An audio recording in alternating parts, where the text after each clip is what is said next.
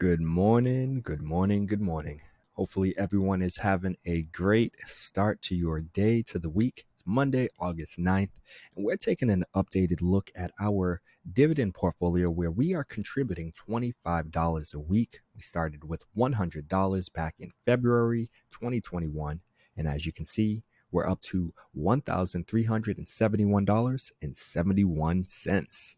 Now, hey, nothing happens overnight. It's all about the journey, the process. So if you are new to the channel, if you're new to this series, I guess you can call it, feel free to subscribe to the channel, hit that subscribe button, hit that notification bell, and of course, like this video. It does show us that you appreciate and enjoy this content and are on this journey with us, basically, because this financial independence journey that we're all on, well, at least I'm on. I don't know if you're on it. Some people aren't. Some people want to be on it, but they're not, not really doing the things they got to do.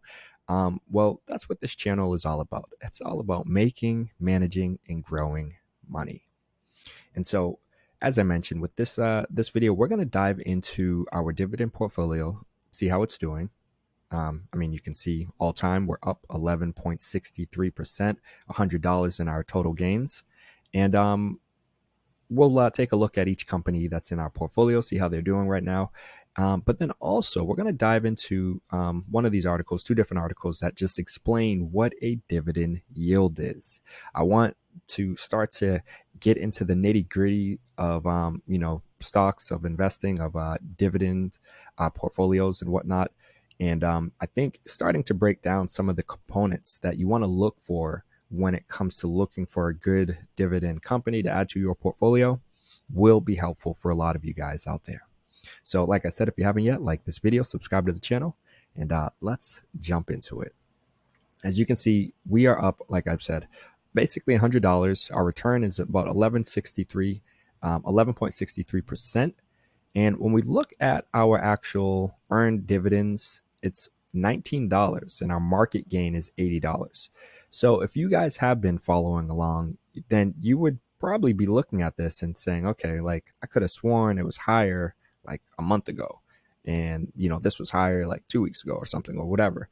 Well, this is where you're starting to see the market gains fluctuate a bit, and you're seeing the share prices go up and down. That's where this is really going to be changing things a lot. What we are essentially having this portfolio be focused on is the earned dividends. So yes, we want to focus on that. And yes, we want to see our returns continue to go up. But really, again, with the dividend portfolio, it's going to be heavily focused on the dividend component. But you do want to be aware of and thinking about the share price of a company's stock and whatnot, because that does play a factor. That is something that you will potentially gain or lose money on, depending on what companies you have in your portfolio and, when you trade and buy and so on and so on. Because if we jump back to the past day or even the past week, you can see that we are down on our gains negative $32.61, which is 2.34%. When we jump to the past month, we're still down $10.74. But then the past quarter, you can see things are starting to get green. You start to really see that uptick, which is $4.86. And the past year or all time, which again, we started this portfolio back on February 1st with only $100. And now we're up to $1,300. So, and just in case, if you are new, this jump right here is when we got our stimulus check. So if you're someone out there who's balling on a budget, you're tight on cash, you don't have much money, but you want to start investing, you want to start to plan for the future. Maybe you want to start saving for a car or a house or just your retirement, whatever it might be, you have to start. That's the first most important thing. You have to start. And even if you're starting small with $100 like we did here and then $25 every week, that's fine. That's the starting point. It's something. And that's the benefit or the beauty of, a software of an app like M1 Finance, which I have a link down below to M1 Finance. If you click that link, sign up with them and fund your account. They always have different promotions. I believe right now it might be you get free, $50 for free when you sign up and fund your account. Maybe it's 25 or 30, but it's always, they got something going on. And I also have a link to Webull as well, which is another one of my favorite investing platforms. I'd say it's a little more for if you want to use charts and indicators and whatnot and graphs. It's a little more technical. And I do have a link to that as well. And if you do start and fund your account, you can get some free stocks from Webull as well. But in any case, anyone can start investing. And that's the point of this portfolio that I'm sharing with you guys and building with you guys every week, showing you the progress that we're making. And yes, like even like it took a little dip right there. Like that's going to happen, but this is a long-term goal. And in the long term, you should see it continue to go up like we're seeing. Um, Again, I expect there to be a dip, a crash, a market crash at some point over the next few years, right? Like we know it's coming because things have to kind of reset and consolidate, and it just can't only go up; it has to go down a bit. But in the long run, it's continuing to go up. That's at least what history has shown us with the stock market. So that is what we are working with. That's what we're basing this off of. That said, when we take a look at our companies in here, and this is where you guys want to start to, if you haven't started your portfolio yet, this is where it really is going to make or break things, because you want to, let's make sure we're in the past all time. Yep. You want to make sure you have good sound quality companies inside of your portfolio. And, if you guys have been following along for a bit, you'll probably be looking at this and notice something immediately off the rip. Excuse me.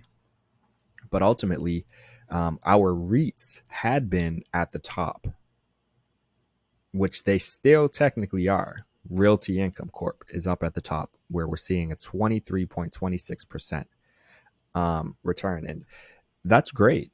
But prior to this week or last week, for a while, Newt was at the top, killing it, and it was just up like 50 or 75% at one point. It was just really, really killing it. And so I always say, and I specifically point this out because I don't want anyone just jumping into a bunch of REITs, but REITs are more volatile. So that is the one component to them. Yes, they are going to usually be performing well and you get your nice dividends from them, but also, their price is going to be very volatile, and it's going to kind of go up and down, or it could a lot. So Newt is already starting to fall down, and I've said it before, I'll say it again. I wouldn't be surprised if Newt ends up, somewhere at the bottom at some point. But at the same time, within the next few years, next few weeks, months, I wouldn't be surprised if Newt is back at the top. Because again, REITs, real estate investment trusts, it just fluctuates a lot more than generally than more stable, sound companies. But keeping things moving, you can see we have Pepsi and Coca-Cola right up here at the top, who've kind of been up here for a bit as well. After that, after Newt, we then have Johnson & Johnson, which is up 13%. Then we have 3M, which is up 11%. Procter & Gamble, 10.41%. JP Morgan Chase, up 8.72%. Verizon Communications, up 0.76%. And then AT&T, down 2.65%. Now, we know AT&T has had a lot of big company changes recently, and especially with the dividend cuts kicking in, people are jumping ship and just not really feeling so good about AT&T, and with kind of how they just threw a lot of shareholders under the bus in the sense that, like, I think it was the beginning of this year, end of last year, they were talking about like not making changes that would really affect their dividend payouts and stuff like that. And of course, they go and make some changes that's going to be affecting things pretty drastically. So a lot of people are jumping ship. We are still keeping them here, but we're in the process of now starting to do some research and find other companies that we want to consider adding into our portfolio and taking AT&T out, because again, they're cutting their dividend payments. And I don't really believe in AT&T too much in terms of the growth side of things, and when we jump into these dividend yield articles, they will kind of elaborate a little bit more about some of the components that you want to look for and consider when it comes to a dividend company that you want to have in your portfolio. because it's not just the dividend component that you are relying on. Although, yes, we want this account to be focused on that. I'm young. I'm not relying on my dividend portfolio now, so I don't need the cash. I'm just getting that money to reinvest it back into my portfolio. So, it's helping it to grow. But again, if we can get a company that has dividend payments and is growing, its stock price is going to grow, then that is a win-win situation. So things are going pretty well still. I'm happy. We're still up over 10% with our portfolio. Again, if you had a savings account or a checking account, yes, you want your emergency savings account in there. But after your emergency savings is all done, then you want to start to consider investing. And like I said, this is one kind of a nice way to get the ball rolling. We're not adding too much. At the same time, we're starting to get it to grow. And when you do come across these extra these moments where you get some extra, I'll call it extra, it's not extra because you might have bills and all this other stuff it needs to go towards, but when you get some additional funds that aren't part of your normal, every 2 weeks or every week or monthly income, you want to consider investing it. So when we got that stimulus check, we didn't just go out splurging and balling, right? We put some of that money, $500, into our dividend portfolio. And then, yeah, maybe we paid $300 towards our bills, and then we maybe treated yourself to like a nice pair of Nikes or something, or maybe to a dinner or something like that. Bought your kid a toy or something. But ultimately, this is what you want to do. You have to make those sacrifices. You get that extra money. It ain't extra money. It's going towards your retirement. It's going towards your investment savings. I call it savings because it's basically a savings. I'm saving this money for the long haul, but you're investing. But you're saving it towards something: a house, a car, college, tuition, whatever it might be, something. And it's just more effective than having it sitting in a savings account, especially with inflation, where it's losing its value. You want to get your money to work for you. So the question is, who do we replace AT&T with? Comment down below with your thoughts. Who should we change out AT&T with? One company I was considering is Microsoft.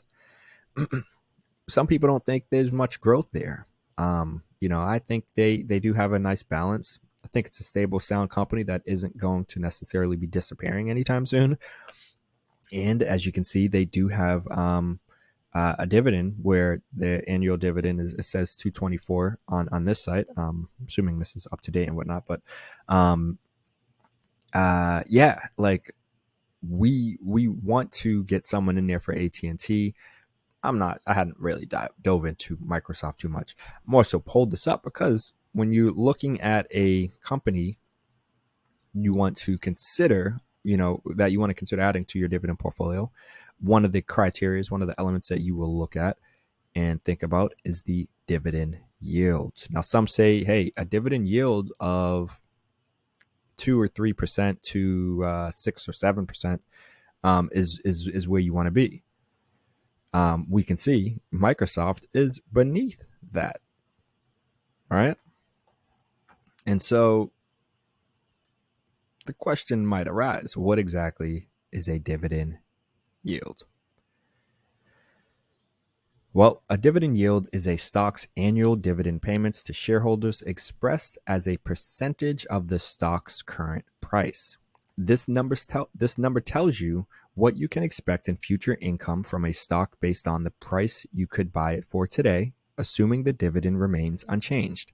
So, for example, if a stock trades for $100 per share today, the company's annualized dividend is $5 per share. The dividend yield is 5%. The formula is annualized dividend divided by share price equals yield. In this case, it's $5 divided by $100 equals 5%.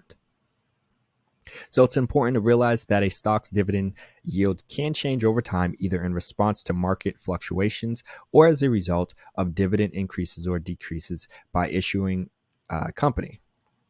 So the yield is not set in stone. It's most useful as a metric to help determine if a stock trades for a good valuation, to find stocks that meet your needs for income, and to let you know that a dividend may be in trouble. Calculating dividend yield from quarterly or monthly dividends. Most stocks pay quarterly dividends, some pay monthly, and a rare few pay semi-annually or annually. In order to determine a stock's dividend yield, you need to annualize the dividend by multiplying the amount of a single payment by the number of payments per year. 4 for stocks that pay out quarterly, and 12 for monthly dividends. If you're looking to collect dividends as often as possible, stocks that pay monthly may be ideal. Most, though not all, monthly payers are REITs or real estate investment trusts. So think about our NUT or realty income. And this category of companies benefits from some tax advantages that allow them, actually require them, to pay above average dividends. So one of the most popular is realty income. Hey, that's who we have in our dividend portfolio, which we can use as an example. At this writing in June of 2020, the most, and I could have sworn this was updated. Yeah, it was. Okay. I was like, wait, I thought I was doing something more recent. So it says, as this writing, the most recent dividend was 0.234 cents per share, and the share price was $58.45. So let's use the formula in a previous section to determine the dividend yield. A monthly dividend of 0.234 times 12 equals an annualized dividend of about, and you got to round it up, $2.81. So that is $2.81 divided or $2.81 dividend divided by a share price of $58.45, which equals a dividend yield of 4.8%. So if you're calculating a stock's yield, be careful. Don't just assume that the next dividend payment will be equal to the last. Companies occasionally issue special dividends, and dividends can also get cut. Now think about AT&T, as I mentioned before. Take the time to research the company and make sure the dividend yield you think a stock will pay matches up with reality. The dividend yields shown on many popular financial websites can be misleading. These sites often report trailing dividend yields, and sometimes they still show a yield that's no longer accurate, even after a company has announced a dividend cut. In other words, take the time to verify dividend is accurate before buying a stock based on the yield you see on a website. Now, the total return. Dividends are one component of a stock's total rate of return, the other being changes in the share price. For example, if that $100 stock described above has gone up in value $10 after a year, you've gained 10% in appreciation plus that 5% dividend yield.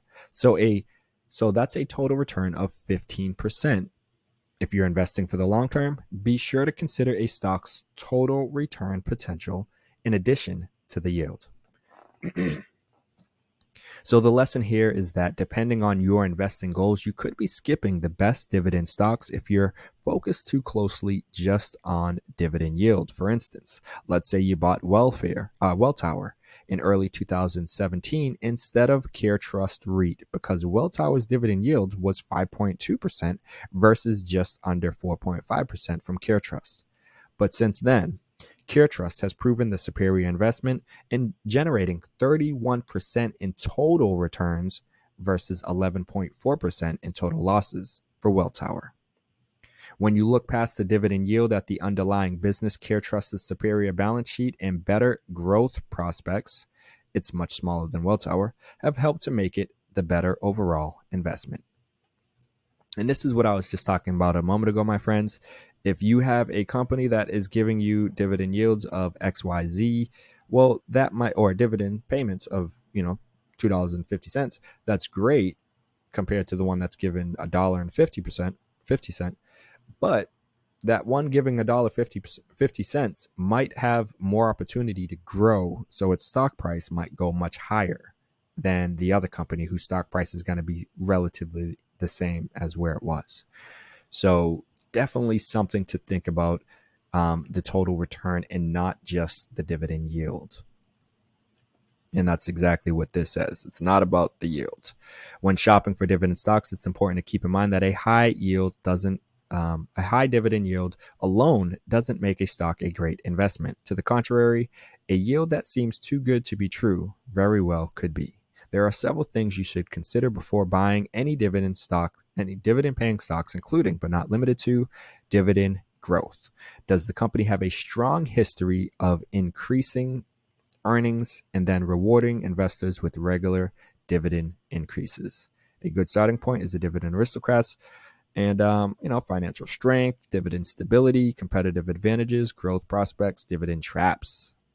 And I'll have a link to this article as well as this other one on Investopedia down below for you guys to check it out if you want to dive into some of those nitty gritty points on the other article. But before we wrap this up, I want to just kind of review these 3 frequently asked questions that I think some of you guys might ask.